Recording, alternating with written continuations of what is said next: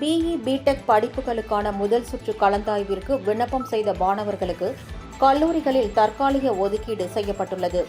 2025-26 கல்வியாண்டில் 417 கல்லூரிகளில் 2,52,467 பிஇ மற்றும் பிடெக் படிப்புகளுக்கான இடங்கள் உள்ளன.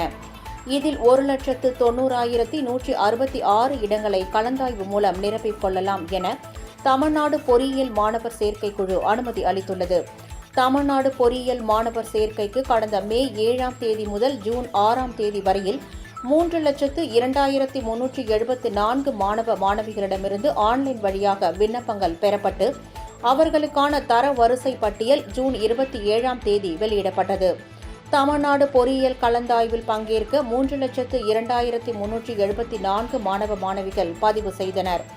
அதில் பதிவு கட்டணம் செலுத்திய மாணவர்களில் 2,41,641 மாணவர்களுக்கு தர வரிசை பட்டியல் வெளியிடப்பட்டது.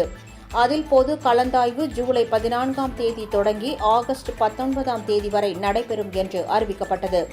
பொது கலந்தாய்வின் முதல் சுற்றில் கலந்து கொண்டவர்கள் நேற்று மாலை 5 மணி வரை விரும்பும் கல்லூரிகளை பதிவு செய்த நிலையில் இன்று காலை 10 மணிக்கு அவர்களுக்கு தற்காலிக ஒதுக்கீடு செய்யப்பட்டது.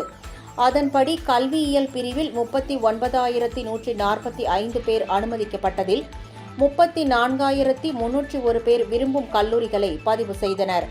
அதில் 32,663 பேருக்கு தற்காலிகமாக இடம் ஒதுக்கீடு செய்யப்பட்டுள்ளது. தற்காலிக ஒதுக்கீடு பெற்றவர்கள் வரும் 18ஆம் தேதி மாலை 5 மணிக்குள் உறுதி செய்த நிலையில் தொடர்ந்து 19ஆம் தேதி காலை 10 மணிக்கு இறுதி ஒதுக்கீடு வெளியிடப்படுகிறது. அதனை மாணவர்கள் பதிவிறக்கம் செய்யலாம் அல்லது வேறு கல்லூரி கிடைத்தால் ஏற்றுக்கொள்கிறேன் என்பதை பதிவு செய்யலாம்.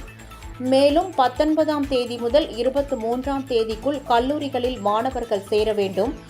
அப்வார்ட் அளித்த மாணவர்களுக்கு 26ஆம் தேதி காலை 10 மணிக்கு ஒதுக்கீடு வழங்கப்படும் எனவும் தெரிவிக்கப்பட்டுள்ளது.